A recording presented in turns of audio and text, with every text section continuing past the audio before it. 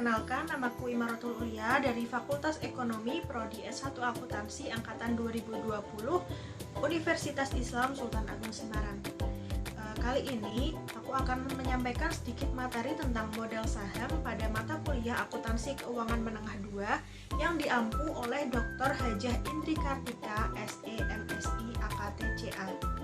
Oke teman-teman, yang pertama kita akan masuk pada definisi modal saham. Modal saham merupakan penggambaran atas hak milik atau perusahaan yang timbul akibat adanya penanaman atau investasi yang dilakukan oleh pemilik struktur modal. Dalam suatu perusahaan tergantung pada badan usahanya. Badan usaha tersendiri terbagi menjadi 3. Yang pertama ada perseroan, yang kedua ada perseorangan, dan yang ketiga ada persekutuan. Selanjutnya kita akan membahas tentang jenis-jenis saham.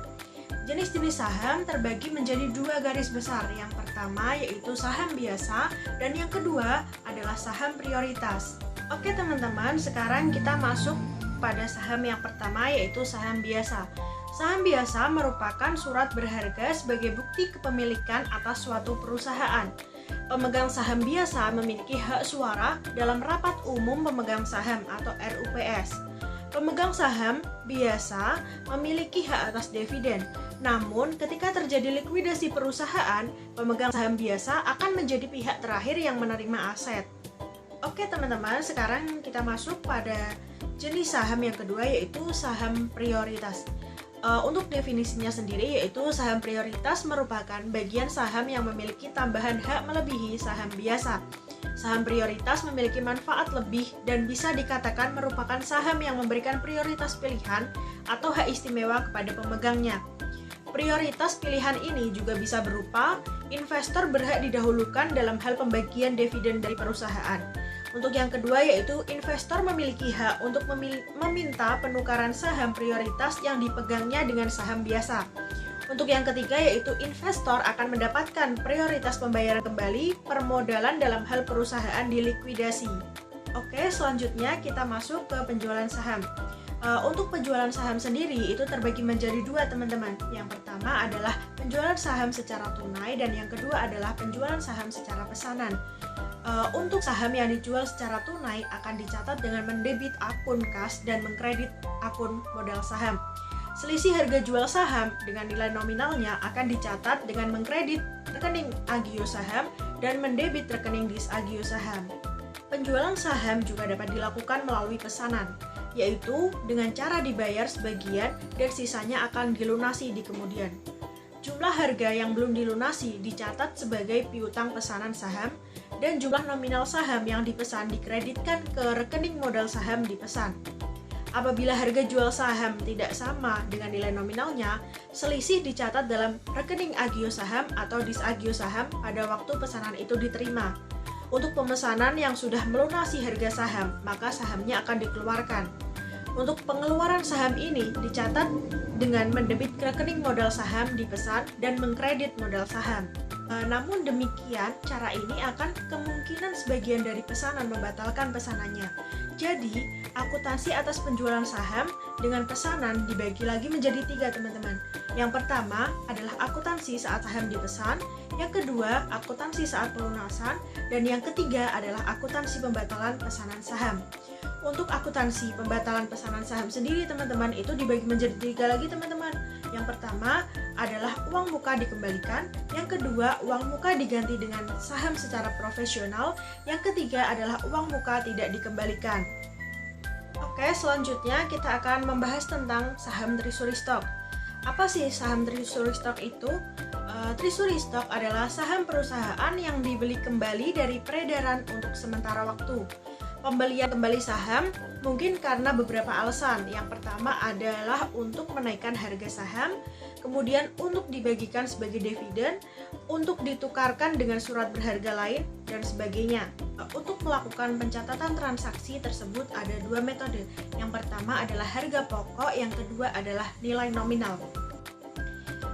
Nah, itu tadi penjelasan dari saya, sedikit materi tentang modal saham.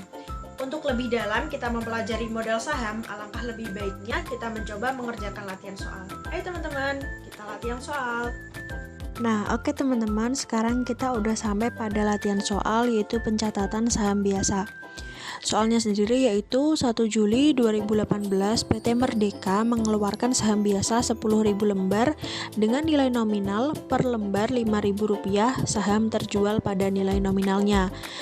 Nah, teman-teman, ini jurnalnya itu pada tanggal 1 Juli 2018, kas berada pada sisi debit 50 juta rupiah, kemudian modal saham biasa berada pada sisi kredit 50 juta rupiah.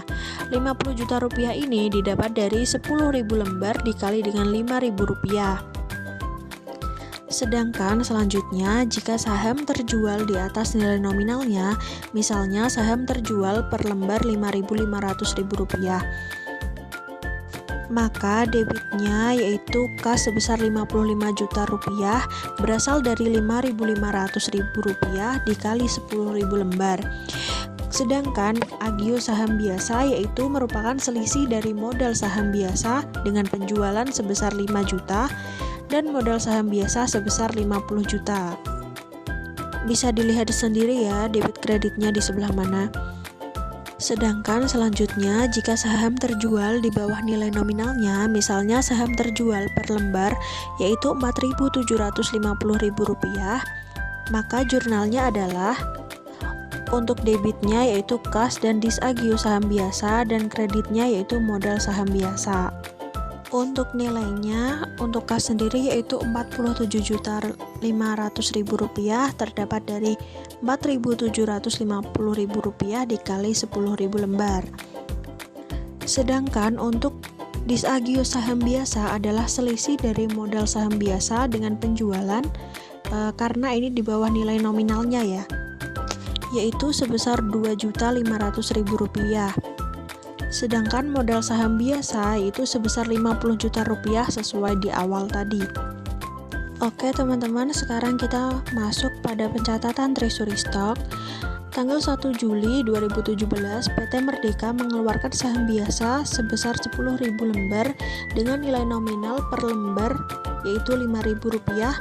Saham terjual pada nilai per lembar Rp5.500.000. Soalnya sama ya teman-teman, maka akan kita hitung yaitu jurnalnya yaitu debitnya adalah kas sebesar Rp55 juta dan di kreditnya sendiri yaitu agio saham biasa dan modal saham biasa. Untuk jumlahnya sendiri yaitu kas sebesar Rp55 juta itu dari 10.000 lembar dikali Rp5.500.000. Agio saham biasa yaitu merupakan selisih dari modal saham biasa dengan penjualan yaitu sebesar 5 juta rupiah dan modal saham biasanya sebesar 50 juta rupiah. Nah ini nih teman-teman, PT Merdeka membeli kembali 2.000 lembar saham dengan harga per lembar Rp6.000. Maka jurnalnya adalah debitnya sendiri yaitu modal saham biasa, agio saham biasa, dan laba ditahan. Untuk jumlahnya yaitu modal saham biasa sebesar 10 juta rupiah. Untuk 10 juta sendiri ini didapat dari tadi nominal per lembar per awal tadi 5.000 dikali dengan 2.000 lembar. Ini karena soalnya membeli kembali 2.000 lembar ya teman-teman. Kemudian pada bagian agio saham biasa itu didapat dari 2.000 per 10.000 dikali 5 juta rupiah. Untuk 2.000 sendiri itu didapat dari membeli kembali 2.000 lembar saham. Kemudian untuk 10.000 itu didapat dari saat penjualan pertama saham biasa. Untuk 5 jutanya sendiri itu didapat dari agio saham biasa. Jadi agio saham biasa itu sebesar 1 juta rupiah. Kemudian laba ditahannya yaitu 1 juta rupiah. Dan kemudian kreditnya dikas sebesar 12 juta rupiah. Pada 31 Desember 2018, misalnya laba rugi tahun 2018 sebesar 20 juta rupiah, maka kita akan buat jurnal penutupnya yaitu untuk laba rugi berada di sisi debit, kemudian laba ditahan berada pada sisi kredit sebesar 20 juta rupiah.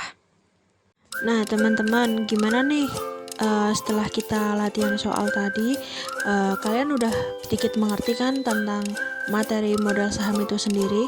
Oke teman-teman, semoga videonya bermanfaat untuk kalian yang ingin mempelajari lebih dalam akuntansi keuangan menengah khususnya pada materi modal saham. Sekian dari aku, Imaratul Ulia. Wassalamualaikum warahmatullahi wabarakatuh.